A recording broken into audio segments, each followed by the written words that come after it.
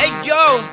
Nem, fogalmam, mi pózolni kell, vagy milyen? Mi ez a póz? Hát hallottunk már róla igazából, talán a Kishegyednek az első oldalán olvastam róla. És Ez egy tök jó alkalom, hogy így összegyűljenek azok az emberek, akik így ritkábban dolgoznak együtt. lehetőség a kiugrásra igazából, megmondom őszintén.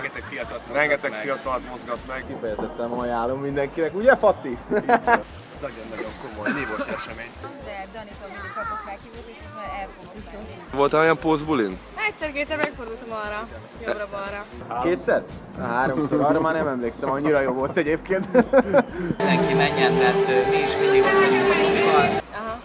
Mit csináljatok hülyék?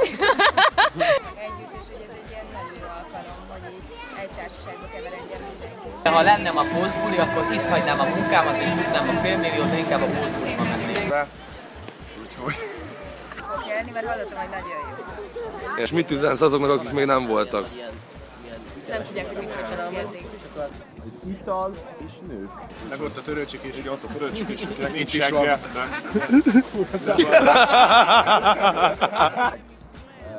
Mindenki nagyon szabadon érzi. Ez fantasztikus, azt mondanám, hogy csodás!